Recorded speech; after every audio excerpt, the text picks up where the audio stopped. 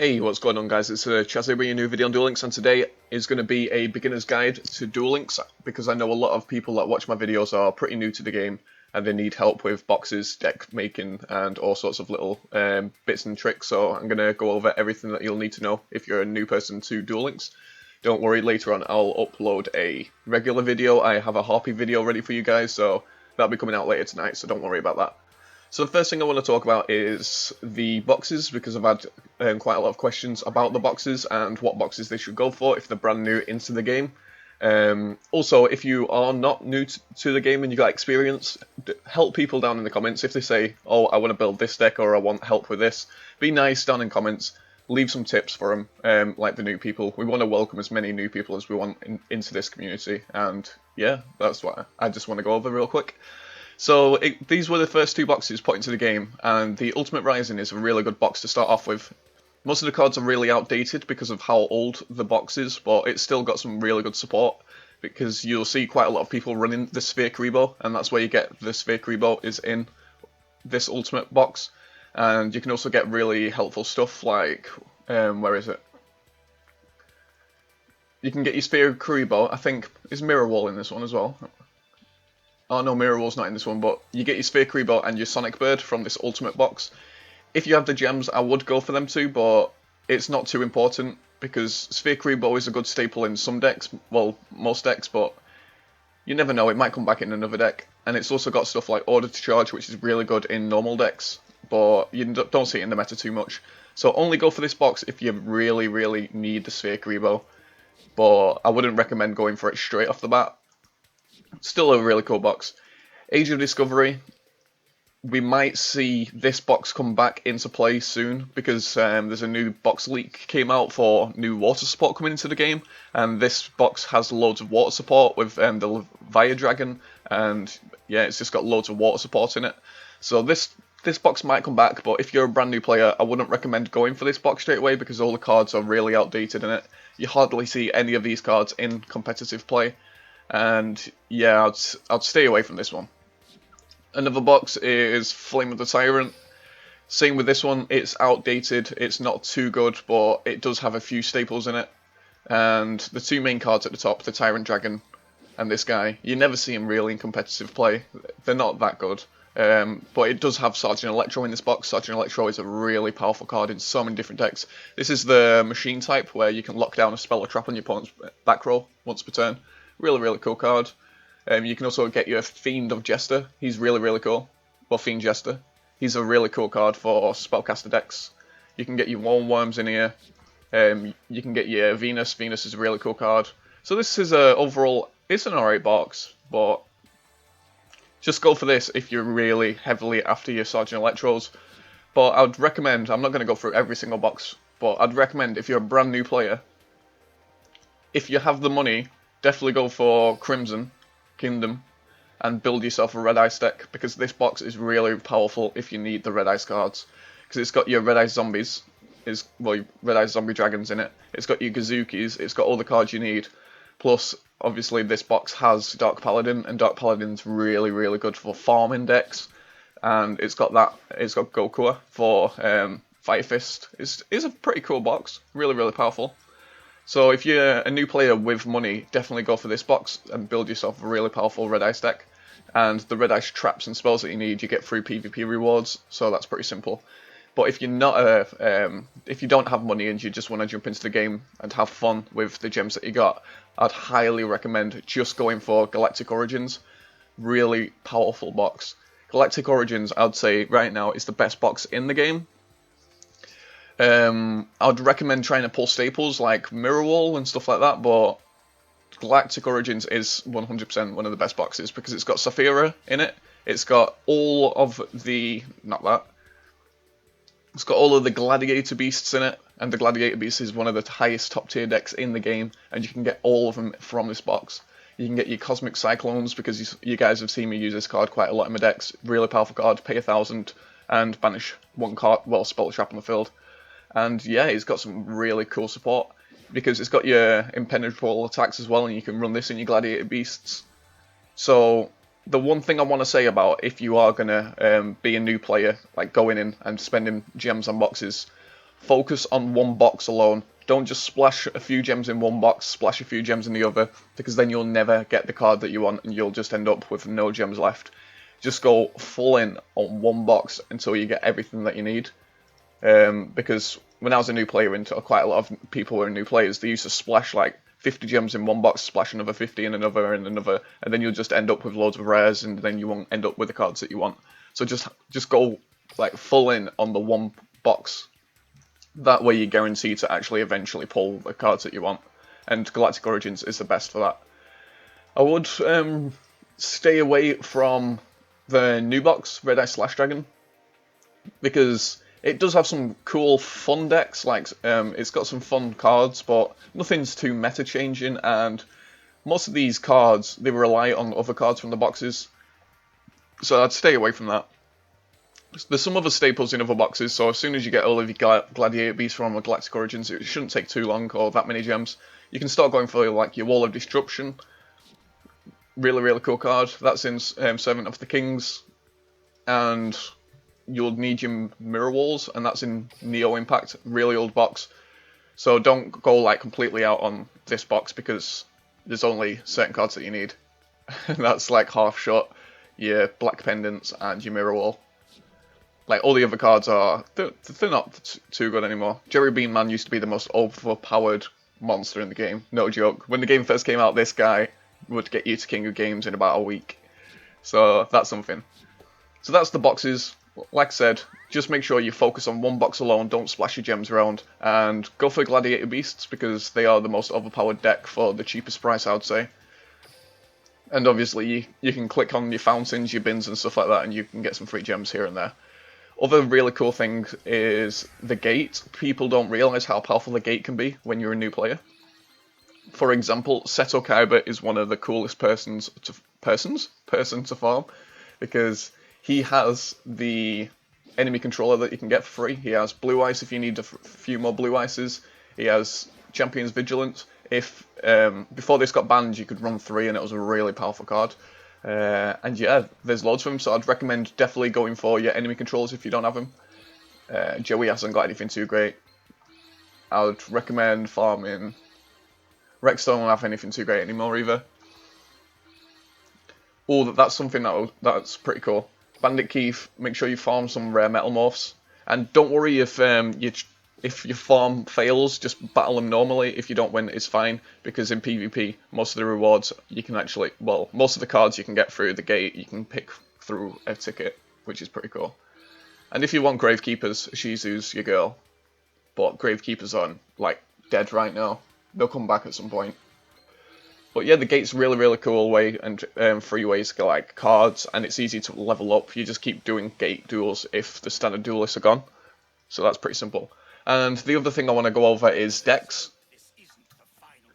Because new players, they see YouTubers and everything use these highly competitive decks or YouTube decks and like have fun and competitive and stuff like that.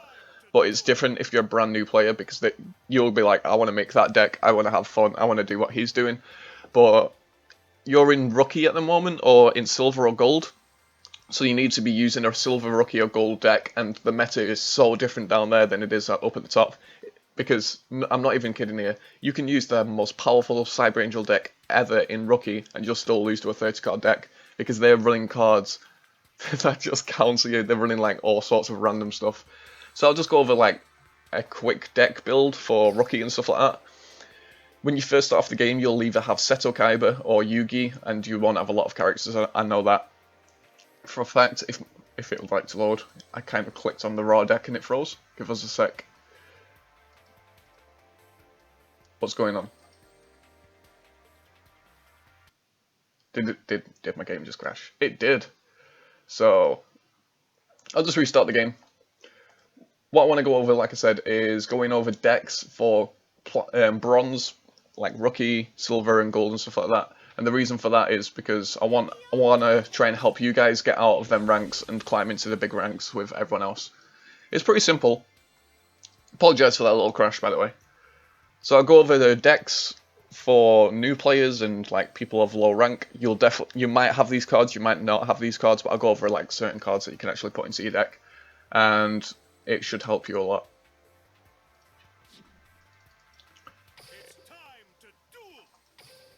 So let's do this. I'll just go over this deck.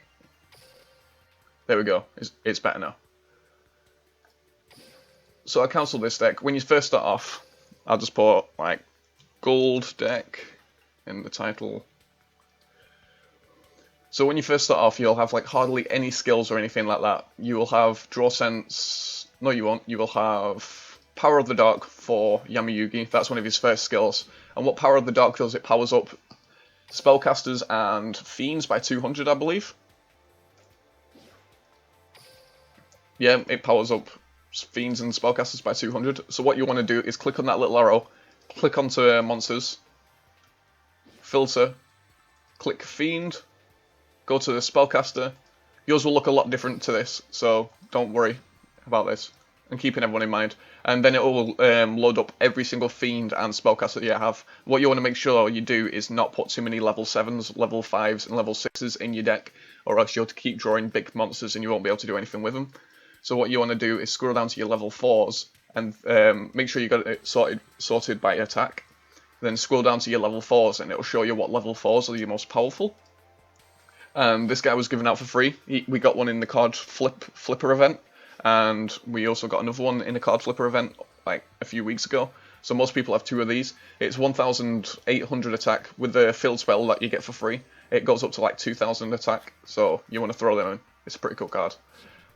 So what you want to basically do is just get all your level 4s that work together, throw them in. Make sure you read the effects of your cards before you put them in your deck though. So halfway through a duel, you don't draw a card and you're wondering what it does. So what you're basically doing is just filling your deck with powerful level 4 cards that can get over your opponent. You want to at least have about, I'd say, 10? Yeah, about 10 of them. So let's just throw 2 of these in.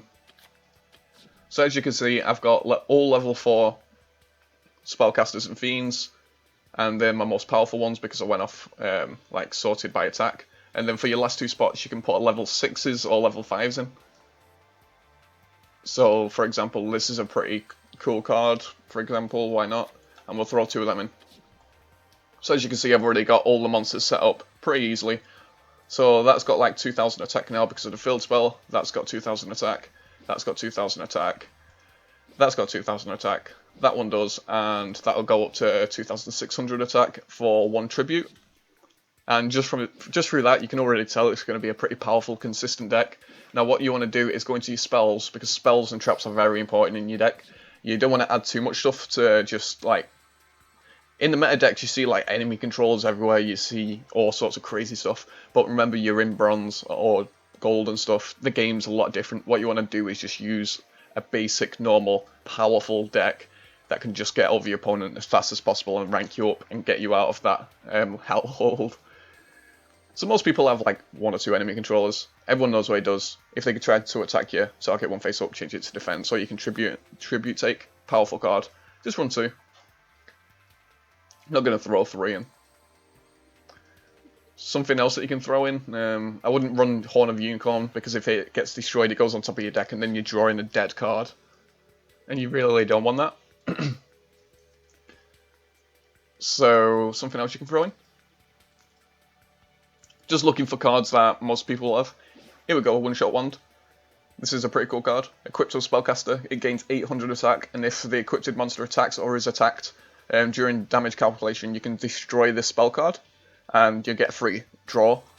So you're gaining a power boost and you're gaining this free draw. So that's a pretty cool card. And you get that through the card trader, by the way. Something else that I'll throw in. I'm not going to put like Super Rush in the deck because I know not a lot of people will have them. So Wonder Balloons is good, but that's also a bit iffy, I'd say. So for example, I'm just going to throw in... You just look for cards that you think will work really, really well in the deck that you have and put them in your deck. But you don't want to like run field spells if your skill is a field spell, because then you're just countering out yourself. Get that through the card trader, also a really cool card. What you basically do is steal half of your opponent's monster's attack, give it to your monster, and then you can actually attack over like mirror wall with it. It's really, really cool. So let's throw 2 of them in the deck, why not? It's a pretty powerful card. Now you want to go over to your traps, and what traps do, well, what most people want to do with the traps is use your traps to negate attacks, mostly. So we'll just go into this. Most traps that most people have, you'll have about 1 enemy like mirror wall. So you want to run like your mirror wall if you have one. You want to run your wall of destruction if you have any. A free card, what you do is you level up you level up. It was such a long time ago since I've got most of these cards. You level up My Valentine and you get a free Windstorm. And Windstorm's such a powerful card because if they go to attack you, you can activate Windstorm and change the battle position so everything goes into defense. It's a really, really cool card. Powerful. And I think another free card is Curse of Anubis. That was near the top. And it basically does the same, but for for effect monsters. If effect monsters get summoned or try to attack, you can just throw everything into defense mode. And I think you get this. Here it is, Curse of Anubis. I think you get this through Odeon or Ashizu. It's one of them. If you just look over real quick, you'll be able to find it. Really powerful trap. And as you can see, main deck 20 cards, and I've already made like a fully functioning deck. And this will easily get you through like rookie. It'll get you through silver and gold and all them bottom ranks. This deck should get you to at least about gold to platinum, because it's just really powerful. You don't have to like copy the monsters exactly. I'm just like saying just use the most powerful level 4 spellcasters and fiends that you have with a bit of spells that increase attack and like stuff like that. And only run a few level 6s so you don't brick. And you don't want to run a full 30 card deck because then it's harder to draw into the cards that you want. So you want to keep it as slim as possible, like at 20. That way you're more likely to draw into all your combos and all the cards that you need to win. Because you don't want to have 30 cards and then keep drawing random monsters every single turn and lose. So that's Yami Yugi. I'll quickly go over Seto Kaiba. It's a lot easier, and I know a lot of people pick Seto Kaiba to start off with at the beginning of the game. And I've already made like a deck because I was using this in Legend and I kept winning. Seto Kaiba is a lot easier because you can have peak performance, it powers up all dragons and winged beasts and stuff like that. All you need to do is get Mirage Dragon from the card trader and you basically win. That's all it's about. As you can see, Luster Dragon as well, 1900 normal, rare monster. And with the peak performance it goes to 2100, really, really powerful. This is basically like a Rex deck, but I'd say better, because it's not Rex. Mirage Dragon, like, your opponent can activate traps during the battle phase. Really, really powerful. So you want to pick up 3 of them, and then peak performance. And you don't have to run these or these. Even if you might have got a few Lancers through the Chaz event, run them. Really, really powerful card. So what you want to do with your peak performance deck is run level 4 powerful dragon type monsters with your Mirage Dragon. And with this, I've got a pretty heavy like pay to play back row, but it's because I was running this deck in Legend and it was actually doing well, and the monsters were keeping up with the big monsters in Legend. So it's a lot easier to make a peak performance deck because there's a lot more variety with level 4 dragons, I think, and it's a lot easier. And if you want to do something a bit insane, and I've seen people do this, and one guy, he's like brand new to the game, he doesn't even know how to use the card game correctly. What he did is he went to his Yami Yugi deck. He had no idea how to build a deck, so let's just say he has no idea to build a deck. What he did is, he created auto deck. Mine's going to look a lot different to other people, so don't worry about it. And he just looked at the cards that the auto deck put in. He looked over each and every single one of them. So let's just click on that, and then he clicked on that, read through them all, and then slowly what he did is go, oh, that's really, really bad. So he took them out and replaced them with something that he pulled from a box that was a little bit better. That way his auto deck became a lot more powerful in PvP, and he got to level 20 and got into the second round of the KC Cup, and he has no idea how to play the card game in real life. Really, really cool. So that's another thing you can do is click auto deck, read through the cards. If you don't think it's good enough, you can take it out and replace it with a better card that you own. That's the best thing you can do. And like I said, make sure your deck's around 20 cards and you've got a variety. and not too many high level cards, or else you're just going to keep bricking. Like, bricking means you're going to keep opening with no cards in your hand that you can play. But anyway, this has been like a short tip and trick video for new players. If you have any other questions about being about like the game or being new into the game, just leave a comment down below. Don't be shy. My community is really helpful with helping other people out. You're not going to be like called a noob or anything like that's going to happen. So don't worry about it. Just go into the comments, say, "Oh, I was thinking about making this deck," or "I was wondering about this," and you'll probably receive some help. So hopefully that helps you out. I hope you enjoyed this video. If you did, please leave a like. It really helps out the channel. Subscribe if you're new. This was like a one-off because I wanted to help all my new players, because I know I got a lot of them and I respect them all because they're coming into the game so late when everyone else is like stomping. And don't worry about the KC Cup, because that's like a highly competitive like championship kind of thing. So just keep doing you, keep playing ranked, keep having fun with the game, and I'll see you guys in the next video. Peace.